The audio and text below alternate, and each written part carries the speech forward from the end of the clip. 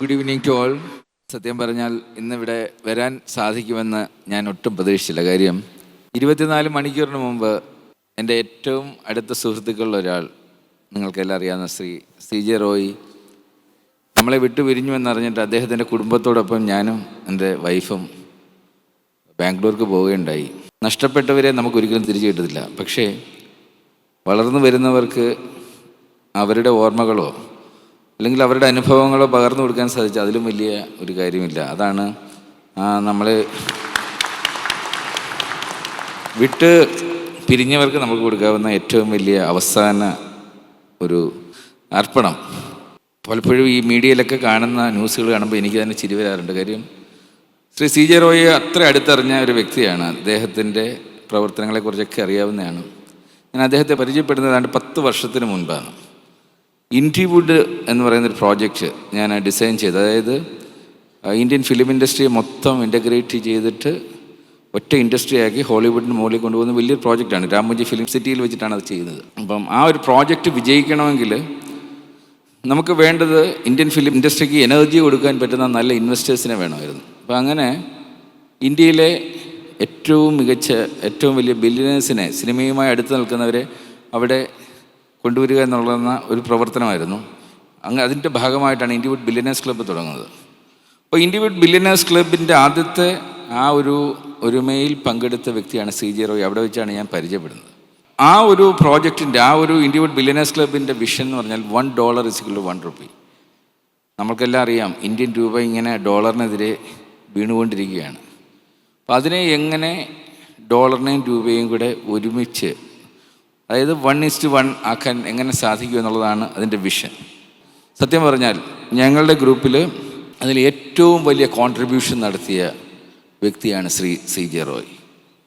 അതാണ് എനിക്ക് ഏറ്റവും വലിയ വിഷമം. കാര്യം ഈ കഴിഞ്ഞ ഇത്രയും നാളിനിടെ അദ്ദേഹം ചെയ്തത് ഏതാണ്ട് 200 ബിഗ് പ്രോജക്ട്സ്, അതായത് 20,000 യൂണിറ്റ്സ് അദ്ദേഹം ഡെലിവർ ചെയ്ത്. അതിൽ അദ്ദേഹം ചെയ്തേക്കുന്നത് മൊത്തം എല്ലാ പ്രോജക്ട്സും നിങ്ങൾക്ക് തന്നെ അറിയാം. കോൺഫിഡൻറ്റ് ഗ്രൂപ്പിൻ്റെ മിക്കവാറും എല്ലാ പ്രോജക്ട്സും വളരെ എക്കണോമിക് ഫ്രണ്ട്ലി ആയിട്ടുള്ള, അതിനകത്ത് ഉപയോഗിച്ചേക്കുന്ന എല്ലാ ഇന്ത്യൻ പ്രോഡക്ട്സാണ് മിക്കവാറും എല്ലാം ഉപയോഗിച്ചേക്കുന്നത്. അല്ല ഫോറിൻ പ്രോഡക്ട്സ് കൊണ്ടുവന്നിട്ടല്ല. അതാണ് നമ്മുടെ വിഷൻ തന്നെ. അപ്പോൾ അങ്ങനെ ചെയ്തേക്കുന്ന പ്രോജക്ട്സിൽ ഇതിനകത്ത് ഏറ്റവും വലിയ ബെനിഫിഷ്യറി, അത് ഉപയോഗിക്കുന്നവർക്ക് വളരെ കോസ്റ്റ് എഫക്റ്റീവായിട്ട് കിട്ടുന്നത് മാത്രമല്ല, ഇതിൽ ഏറ്റവും വലിയ ബെനിഫിഷ്യറി ഇന്ത്യൻ ഗവൺമെൻറ് തന്നെയാണ്. അപ്പം അത് നിങ്ങളുടെ മനസ്സിലേക്ക് എത്തണമെങ്കിൽ, ഇപ്പം നിങ്ങൾ ഇവിടെ ഇരിക്കുന്ന പലരും കൺസ്ട്രക്ഷൻ മേഖലയിലൊക്കെ ഉള്ളതാണ്. അപ്പം അതുകൊണ്ട് തന്നെ ഞാനൊരു വളരെ സിമ്പിളായിട്ടുള്ളൊരു എക്സാമ്പിൾ പറയാം. നമ്മളെല്ലാവരും നമ്മുടെയൊക്കെ ജീവിതത്തിലെ ഒരു 30% നമ്മൾ ചിലവഴിക്കുന്നത് നമ്മളൊരു അക്കോമഡേഷന് വേണ്ടിയാണ്. അപ്പോൾ അതിൽ ഒരു വളരെ സിമ്പിളായിട്ട് പറഞ്ഞാൽ 1 കോടി രൂപയുടെ ഒരു അക്കോമഡേഷൻ നമ്മൾ വാങ്ങാൻ തീരുമാനിച്ചു കഴിഞ്ഞാൽ, നമ്മളതിൻ്റെ എക്കണോമിക്സ് നോക്കിയാൽ ഈ 1 കോടി അത് നിർമ്മിക്കുവാനും അത് വിൽക്കുമ്പോഴും ഇന്ത്യൻ ഗവൺമെൻറ്റിന് കിട്ടുന്ന വരുമാനം, ഇതിൽ 1 രൂപ പോലും ഇൻവെസ്റ്റ് ചെയ്യാത്ത ഗവൺമെൻറ്റിന് കിട്ടുന്ന വരുമാനം ഇതിൻ്റെ 30%. ഇത് ഞാൻ പറയുന്നതല്ല. നിങ്ങളുടെ മൊബൈൽ എടുത്തിട്ട് നിങ്ങൾ വെറുതെ ഏതെങ്കിലും ഒരു AI ടൂൾ, ChatGPT മറ്റോ ഉപയോഗിച്ച് ചോദിക്കുക, 1 കോടിയുടെ ഒരു കൺസ്ട്രക്ഷൻ ആൻഡ് സെയിൽസ് നടക്കുമ്പോൾ ഒരു പ്രോജക്റ്റിൽ നിന്നും ഗവൺമെൻറ്റിന് എത്ര കിട്ടുമെന്ന് ചോദിച്ചാൽ ഇന്ത്യയിൽ 30% അടുപ്പിച്ചാണ്. 30% മുകളിലും കിട്ടും ചിലപ്പോൾ.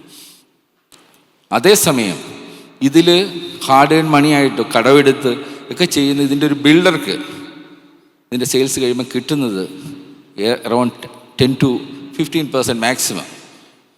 On an average you take around 12% അടുപ്പിച്ചിട്ട് പ്രതീക്ഷിക്കുക.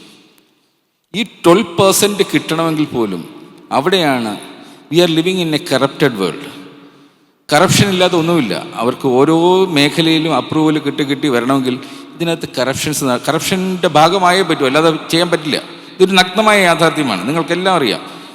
ഓരോ ഗവൺമെൻറ് മേഖലയിലും നമ്മളുടെ ടാക്സ് പേയേഴ്സ് കൊടുക്കുന്ന പണത്തിന് അവിടെ ശമ്പളം വാങ്ങിയിരിക്കുന്ന ഓരോരുത്തരും കറപ്ഷൻ നടത്തുന്നു.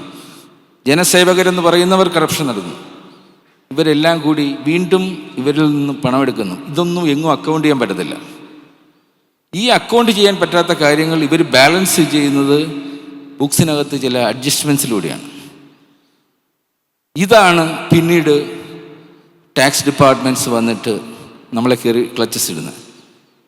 അവർക്കറിയാം ഇത് ബാലൻസ് ചെയ്യാൻ വേണ്ടി എവിടെയെങ്കിലും ചെയ്യും, ഇത് പിടിക്കാനുള്ളത് അറിയാം. ഇങ്ങനെ അവസാനം ഇതിൽപ്പെടുന്ന ഓരോരുത്തരും അറിഞ്ഞുകൊണ്ട് തന്നെ ഇതിൽ പോയി പെടുകയാണ്. മറ്റു മാർഗമൊന്നുമില്ല. ഇതാണ് ബിസിനസ് ചെയ്യുന്ന ഓരോരുത്തരുടെയും അവസ്ഥ. നിങ്ങൾക്ക് 2 ഓപ്ഷനുള്ളൂ. ഒന്നെങ്കിൽ ഇന്ത്യ വിട്ട് എവിടെയെങ്കിലും പോയി രക്ഷപ്പെടുക, ഇല്ലെങ്കിൽ ഇത് പ്രതീക്ഷയുണ്ട് നാളെ എൻ്റെ മുന്നിൽ ഒരു കയറ് വരാം എന്ന് പ്രതീക്ഷകൊണ്ട് നിൽക്കുക. ഇത് ഇന്നൊരു CJ റോയ് ആണെങ്കിൽ നാളെ മറ്റൊരാൾ ഇതിന് വിക്ടിമായേ പറ്റത്തുള്ളൂ. ഇത് നിങ്ങൾ തിരിച്ചറിയുക. ഇത് ബിസിനസ്സിൻ്റെ ഒരു ഭാഗമാണ്.